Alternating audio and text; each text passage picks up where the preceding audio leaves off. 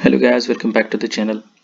आज हम Patna court translator exam के लिए तैयारी करते हैं और 60 नंबर का हमारा जो हिंदी और इंग्लिश का सेक्शन होगा उसके लिए हम लोग कोशिश करते हैं कि कुछ क्वेश्चंस को हम लोग सॉल्व करें। मेरी कोशिश रहेगी थोड़ी जल्दी जल्दी एक हमारे ऑप्शन के साथ में क्वेश्चन को सॉल्व करने के लिए। तो पहला क्वेश्चन देखते हैं, identify the segment which contains grammatical error. Many a student were present. आपको दिख रहा होगा मेनी अ, तो मेनी अ जो है यहाँ पे सिंगुलर सेंटेंस है, इसके साथ में हम वर का यूज नहीं कर सकते। यहाँ पे हम क्या करेंगे, वर की जगह पे वाज का यूज करेंगे। सो the correct answer will be many student was present. तो हमने यहाँ पे क्या किया है, हमने यहाँ पे रिप्लेस किया है वर के साथ में वाज को।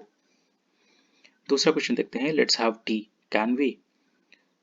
तो यहाँ पे हम हमेशा ध्यान में रखेंगे कि हम लेट्स का जब भी यूज करेंगे तो वहाँ पे हम कैन का यूज ना करके हम शैल का यूज करेंगे। तो हमारा करेक्ट जो सेंटेंस हो जाएगा वो होगा let's have tea shall we. तीसरा क्वेश्चन देखते हैं, in the year 2012 Sunil was recruited and in the year 2013 the CEO dispensed his services. तो हमेशा हमेशा ध्यान रखना है कि डिस्पेंस एक ऐसा वर्ड है जिसके साथ हम फिक्स प्रीपोजिशन डिस्पेंस विद का यूज करते हैं। तो हमारा करेक्ट आंसर हो जाएगा, हम हमारा एरर कौन से पार्ट में है, the error lies in part number C, that is dispensed his services की जगह पे डिस्पेंस्ड विथ हिज सर्विसेज हो जाएगा। अब यहाँ पे एक पैसेज दिए गए हैं, पैसेज को पढ़ करके हमें इसका आंसर करना है। देखते हैं, the problem of water pollution by pesticides can be understood only in context as part of the whole to which it belongs, the pollution of total environment of mankind. ये कहने की कोशिश कर रहा है कि जो कीटनाशकों द्वारा जल प्रदूषण की समस्या को हम इस पैसेज के माध्यम से समझ सकते हैं, जो पूरी मानव जाति के लिए पर्यावरण के प्रदूषण से संबंधित है। The pollution entering our waterways comes from many sources: radioactive wastes from factories, laboratories, and hospital, fallout from nuclear explosion, domestic wastes from cities and towns, chemical wastes from factories। तो इसमें ये कहने की कोशिश करा है कि हमारे जो जलमार्ग होते हैं, तो जलमार्ग में प्रवेश करने वाले कई सारे स्रोत आते हैं, जैसे प्रदूषण का जो कारण बनते हैं, जिसमें कल कारखानों से निकलने वाले जो रेडियो एक्टिव कचरे होते हैं, परमाणु विस्फोट के पास से जो हमारे प्रदूषण होते हैं, प्रयोगशाला और अस्पतालों में जो कचरे निकलते हैं, उसके अलावा जो हमारे शहर कस्बों और घरेलू कचरा हमारा जल का प्रदूषण करने का एक कारण बनता है। आगे देखते हैं, to these added a new kind of fallout. The chemical spray is applied to crop lands and gardens, forests and fields. Many of the chemical agents in the alarming millions initiate and augment the harmful effect of radiation. And within the group of chemicals themselves, there are sinister and little understood interactions, transformations, and summations of effect. तो यहाँ पे दे रहा है कि इसमें एक नया result ये जुड़ा है कि अ, जो one of the major reason है हमारे वाटर को पॉल्यूट करने के लिए, जिसमें हमारे रासायनिक स्प्रे, जिसमें हम फसल को स्प्रे करते हैं, हमारे लैंड्स को करते हैं, हमारे गार्डन को करते हैं, और जंगल और खेतों को हम पेस्टिसाइड्स की मदद से स्प्रे करते हैं। और ख़तरनाक इसमें जो मिलेंज होते हैं वो कई तरह के रासायनिक एजेंट के संपर्क में आते हैं, और जो जल का प्रदूषण में ये बहुत ही भयावह रूप ले लेता है। ये हमारा पहला सेंटेंस था। दूसरे पैराग्राफ में हम देखते हैं, ever since the chemist began to manufacture substances that nature never invented. जब से रसायन जो रसायन पे जो वो करते हैं ना, एक्सपेरिमेंट करते हैं केमिस्ट, तो उनको रसायनज्ञ बोला जाता है। तो इन लोगों ने जब से पदार्थों का निर्माण करना शुरू किया है सब्सटेंस का, जिनका प्रकृति ने कभी इन्वेंशन नहीं किया था, यानी कि हम ह्यूमन ने उसका इन्वेंशन किया, जो हमारे एक क्षणिक तरह से हमें फ़ायदा पहुँचाते हैं, लेकिन लॉन्ग टर्म के लिए हमारी आने वाली जनरेशन के लिए वो सही नहीं होते। तो उसमें जैसे हम सिंथेटिक रसायन का हमने प्रयोग किया, उन 1940s के डिकेड में इसका प्रोडक्शन स्टार्ट हुआ, और अब ये अनुपात इतना पहुंच गया है कि राष्ट्र के जो हमारे जलमार्ग हैं उसमें दिन के रासायनिक जो प्रदूषण की एक तरह से भयावह बाढ़ जैसी आ गई है। और इस पानी में घरेलू कचरों के साथ साथ जो केमिकल वेस्टेज हैं वो सब में मिलते हैं और जल को हमारे प्रदूषित करते हैं, और जिसको लेकर के जो हमारे सैनिटरी इंजीनियर हैं वो काफ़ी निराश हैं। और अभी तक इस पे कैसे इसको हम लोग दुरुस्त कर सकते हैं, इस पे अभी रिसर्च चली रही है। तो अब हम क्वेश्चन पे आते हैं। पहला क्वेश्चन हमारा, all the following words mean chemicals except. तो यहाँ पे चार ऑप्शन दिए गए हैं, चारों में से तीन आपके ऑप्शन जो है इस पैसेज से मिलते जुलते हैं। एक ऑप्शन का इस पैसेज में जिक्र नहीं किया है, तो हमें उस जिक्र नहीं किए वाले ऑप्शन को फाइंड आउट करना है। तो आपने देखा होगा सब्सटेंस का यूज हुआ है, पेस्टिसाइड्स का यूज हुआ है, यहाँ पे गंग का यूज हुआ है, बट यहाँ पे सैंड्स का कहीं भी यूज नहीं हुआ है। तो हमारे यहाँ पे करेक्ट आंसर हो जाएगा सैंड हो जाएगा। दूसरा क्वेश्चन है, the main argument of paragraph 1 is that. पूरे पैराग्राफ 1 का निचोड़ क्या कह रहा है, किस बारे में इस पे बहस हो रही है। तो इसमें ये कह रहा है कि there are numerous reason for contamination of water supplies. अलग अलग बहुत सारे कारण रहे हैं जिनकी वजह से हमारे वाटर सप्लाईज में जल प्रदूषण बढ़ा है। तो हमारा दूसरा नंबर हो जाएगा, there are numerous reason for contamination of water supplies. तीसरा देखते हैं, द वर्ड गंग की द लास्ट लाइन रिफर्स। तीसरे लाइन में लास्ट वर्ड जो है गंग का यूज हुआ है, तो उसका मतलब क्या होता है। तो गंग का मतलब होता है कोई भी एक अनप्लीजेंट टाइप से स्टिकी और मैसी जो सब्सटेंस होता है, sorry, that is called gang. Last हम अगले क्वेश्चन की तरफ बढ़ते हैं। The word does what does the word melange means in the given passage. Melange का मतलब क्या होता है, यहाँ पे आपको दिख रहा होगा। फर्स्ट पैराग्राफ में आप देखेंगे, many of the chemicals agent in this alarming melange initiate and augment the harmful effect of radiation. इसका मतलब होता है किसी चीज को मिक्स कर देना, ब्लेंड कर देना। तो ब्लेंड हमारा ऑप्शन सेकंड में दिख रहा है, ये इसका करेक्ट आंसर हो जाएगा। अगला क्वेश्चन हमारा है, water contamination has become serious. किस कारण से हमारा जल का प्रदूषण बहुत ही चिंताजनक बना हुआ है। तो इसमें अलग अलग रीजन है, बट हम यहाँ पे देखेंगे कि सिंस द केमिक्स begin to use new substances. जब से जो रसायनज्ञ हैं उन लोगों ने नए नए सब्सटेंसेस का यूज करना शुरू किया है, तब जल प्रदूषण में जो प्रदूषण की मात्रा है वो बिल्कुल भयावह रूप लेती चली गई है। अगला क्वेश्चन हमारा है, यहाँ पे आपको चार अल्टरनेटिव दिए गए हैं और उसमें आपको सिमिलर मिलते जुलते मीनिंग पहचानने हैं। तो यहाँ पे SHRINK के श्रिंक देखेंगे आप, श्रिंक का मतलब होता है सिकुड़ना, छोटा होना। और यहाँ पे कॉन्ट्रैक्ट देखेंगे आप, कॉन्ट्रैक्ट का मतलब भी होता है डिक्रीज इन साइज, नंबर और रेंज। तो इसका सिनोनिम्स हो जाएगा ऑप्शन नंबर 1। 10 देखेंगे, प्रीडोमिनेंटली। प्रीडोमिनेंटली का मतलब होता है कोई भी चीज़ बहुत मुख्यता से, मेनली तरीके से। तो यहाँ पे इसका जो सिनोनिम्स हो जाएगा प्रीडोमिनेंटली का, वो यहाँ पे मेनली हो जाएगा। अगला क्वेश्चन देखेंगे, यहाँ पे हमको मैसिव दिया गया है। मैसिव का मतलब होता है बहुत विशाल, बहुत बड़ा, बहुत सीवियर, ग्रेट या इंटेंस। तो सीवियर का इसका मतलब भी यही होता है। तो हम इसका सिनोनिम जो हमारा मैसिव का हो जाएगा वो हमारा सीवियर हो जाएगा। अब यहाँ पे देखेंगे सिग्निफिकेंट। तो इसका हमें ये देखना है कि इन the following question choose the word opposite in the meaning. इसके पहले हमने सिमिलर देखा था, अब हमें अपोजिट करना है। तो सिग्निफिकेंट का मतलब होता है बहुत ही बड़ा, बहुत नॉट बड़ा बट बहुत इंपॉर्टेंस जिसका हो, जिसकी बहुत वैल्यू हो। तो सिग्निफिकेंट का हम यहाँ पे देखें कौन सा यहाँ पे अपोजिट हमें मिल रहा है। तो यहाँ पे आपको दिख रहा होगा मिनिस्कल। इसका मतलब भी होता है एक्सट्रीमली स्मॉल और टाइनी। तो ये हमारा अपोजिट जो हो जाएगा ऑप्शन नंबर बी हो जाएगा।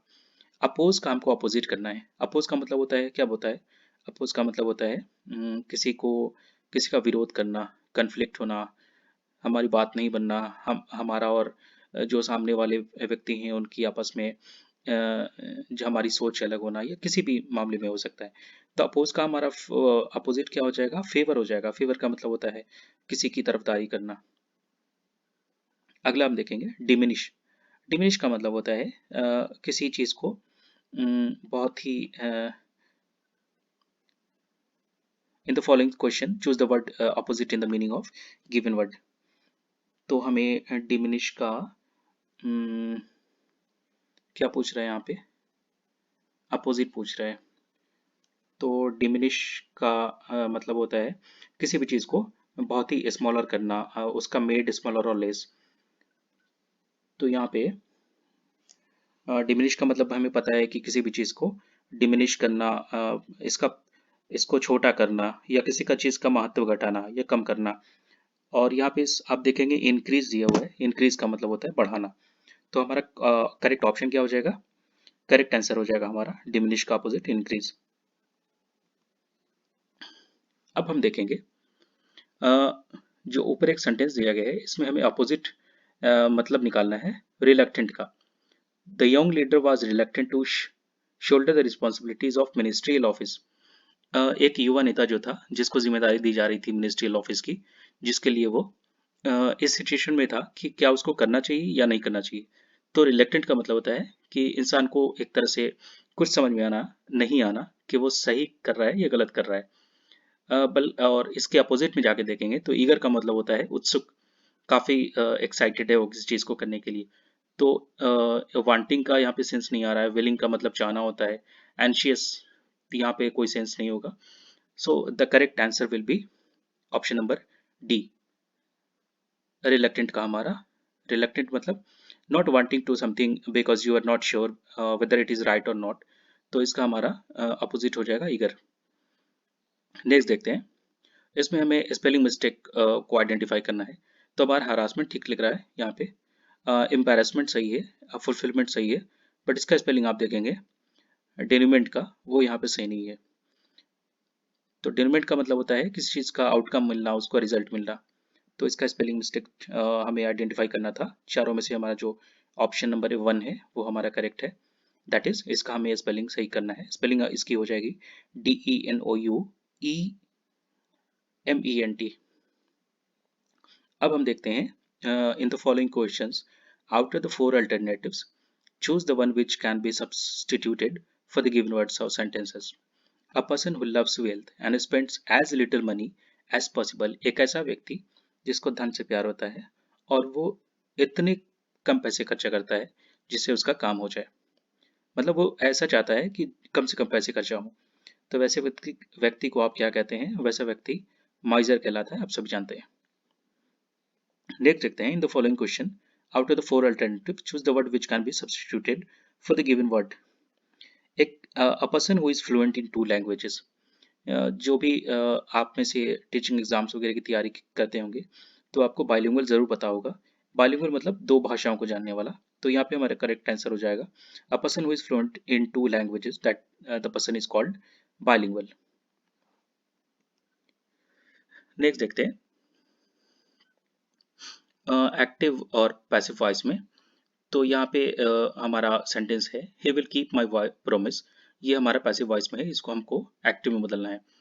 तो यहाँ पे हम देखेंगे कि विल हमारा सेम रहेगा यहाँ पे, और बाकी सेंटेंस का फ्रेमेशन हम चेंज कर देंगे। My promise will be kept by him. ये कैसे हुआ है इसको जानने के लिए आप यहाँ पे एक्टिव वॉइस और पैसिव वॉइस का फॉर्मूला यूज कर देखेंगे, उसके हिसाब से सेंटेंस को फ्रेम किया गया है। उसके बाद यहाँ पे देखेंगे आप माई ही इन्वाइटेड माई फ्रेंड्स, उसने मेरे दोस्तों को इन्वाइट किया, निमंत्रण भेजा। तो यहाँ पे आप देख रहे हैं कि इस सेंटेंस का फ्रेमेशन को फ्रेम जब हम करेंगे तो उसमें हम वाज और वर का यूज करेंगे। तो हमारा जो करेक्ट आंसर हो जाएगा that will be my friends were invited by him. Next देखेंगे, she said to me do you like chocolates.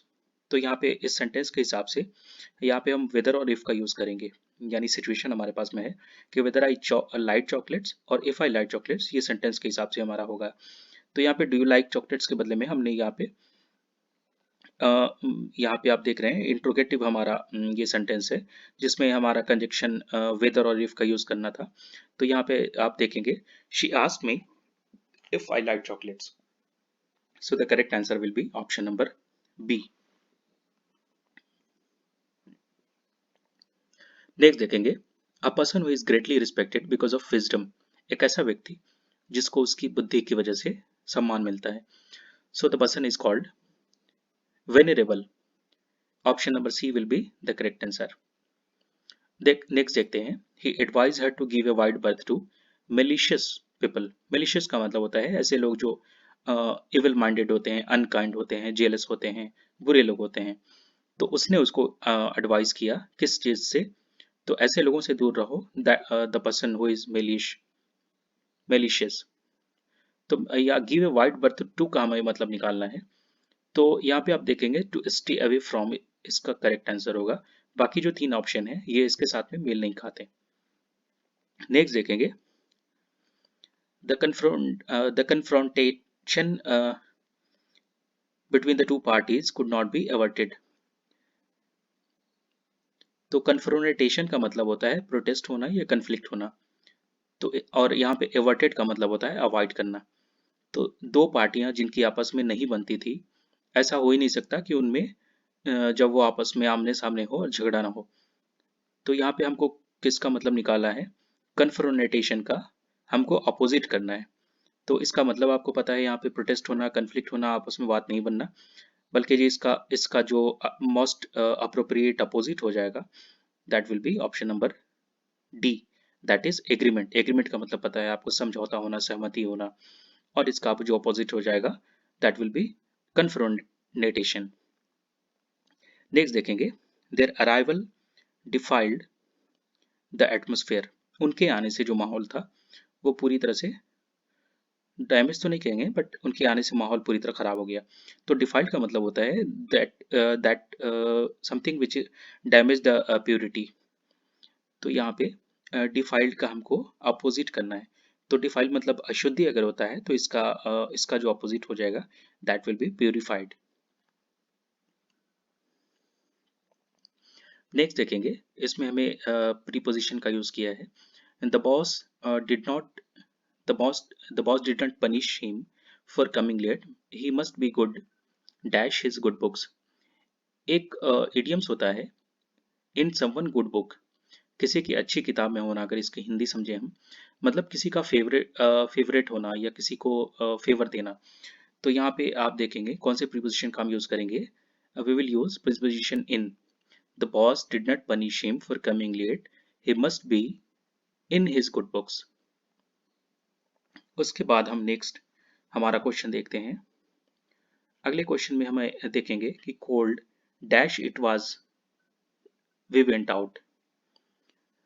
तो यहाँ पे हमें चार अलग अलग ऑप्शन दिख रहे हैं, जिसमें हमें मोस्ट अप्रोप्रिएट आंसर को फाइंड आउट करने हैं। तो आप देखेंगे यहाँ पे ऑप्शन नंबर बी जो हो जाएगा, वो हमारा करेक्ट आंसर हो जाएगा। क्यों होगा? क्योंकि हम ये देखते हैं कि दो कोल्ड दो इट वाज, यद्यपि ठंड था, हालांकि ठंड था, फिर भी हम बाहर गए, वी वेंट आउट, हम बाहर गए। नेक्स्ट हमारा देखते हैं 30 नंबर पे। यहाँ पे दो कंडीशनल सिचुएशन हमारे पास में है कि dash you give up smoking dash you will develop cancer. या तो आप स्मोकिंग छोड़ दो या आप में कैंसर डेवलप हो जाएगा। तो इसमें हम चार ऑप्शन दिए गए हैं, इसमें हमारा जो मोस्ट सुटेबल आंसर हो जाएगा, ऑप्शन होगा, वो होगा इधर और। इधर यू गिव अप स्मोकिंग और यू विल डेवलप कैंसर। या तो तुम स्मोकिंग छोड़ दो, या फिर तुम कैंसर तुम्हें डेवलप हो जाएगा। तो इधर और और का हम यूज कर सकते हैं। कुछ और एग्जांपल देख लेते हैं। यू कैन चूज इधर द रेड कार और द ब्लू कार। हमारे पास दो कारें हैं, तो हम या तो लाल कार चूज करें या फिर हम ब्लू कार यूज कर सकें। और ठीक इसी तरह से हमारा जो नाइदर और नॉर का ऑप्शन होता है, तो इसमें हम कर सकते हैं। जैसे कुछ एग्जांपल हम लेते हैं। I neither speak Spanish nor I understand it, he likes neither apples nor oranges. तो इस तरह हम वर्ड का यूज करके अपने सेंटेंसेस को बना सकते हैं।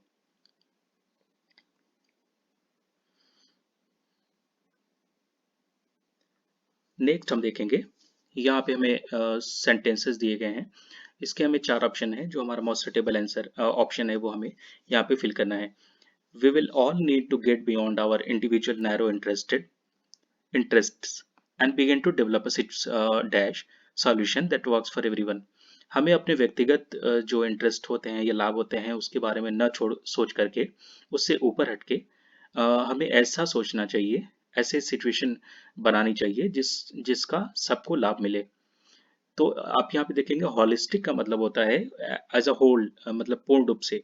तो हॉलिस्टिक का यहाँ पे देख लेते हैं मतलब क्या दिया है, considered as a whole thing rather than a collection of parts। तो हमारा suitable answer option number B हो जाएगा। नेक्स्ट देखते हैं, she has always dash denied the accusations against her। Acquisition का मतलब होता है किसी पे दोष मढ़ देना या आरोप लगा देना। तो उसने हमेशा डिनाई किया है किस चीज से, कि जिस पे उसको एक्विजिशन होते हैं और जिससे वो हमेशा खिलाफ रहती है। तो एक वहाँ पे आपको यहाँ पे वर्ड दिख रहा है एस्ट्रीडेंटली। एस्ट्रीडेंटली का मतलब होता है एन एक्सट्रीमली फोर्सफुल वे में, बहुत ही फोर्सफुल तरीके से अगर कोई रिएक्ट करता है तो उसको हम एस्ट्रीडेंटली कहते हैं। तो यहाँ पे she has always stridently denied the acquisitions against her. उसने सख्ती से मना किया जो उसके खिलाफ आरोप लगाए गए थे। A person who knows a lot about things like food, music and art।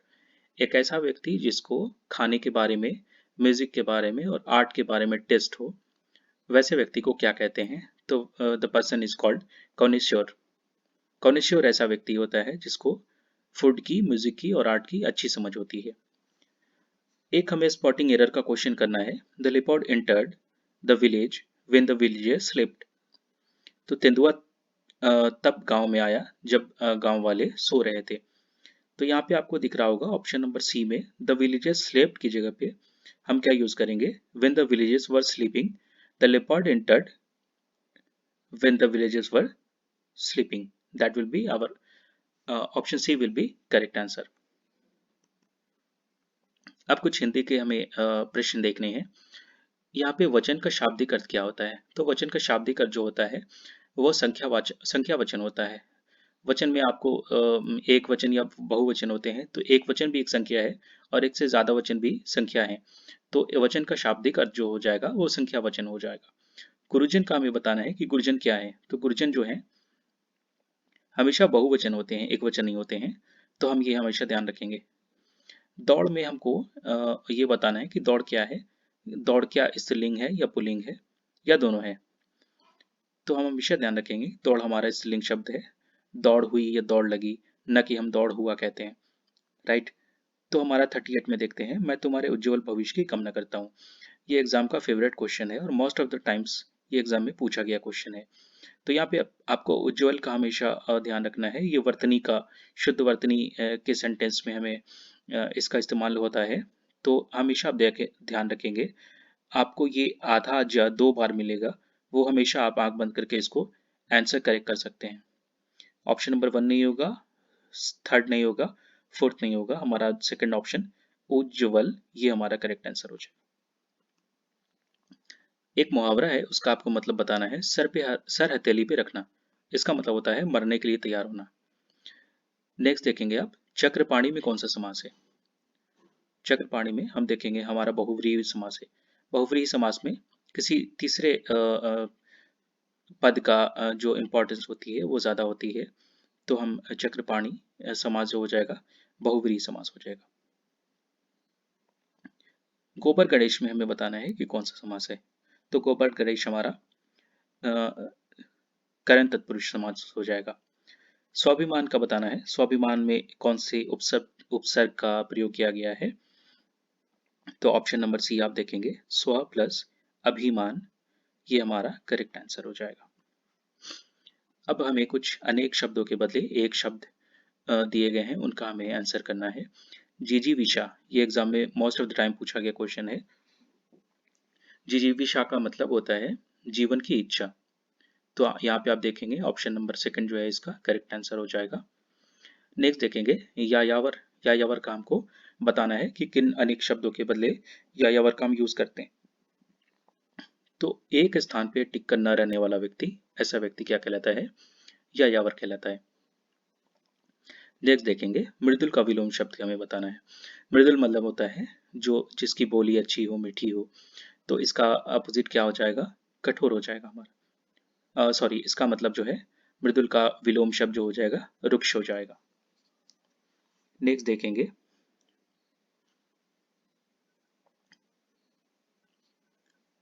उसका प्राण निकल गया।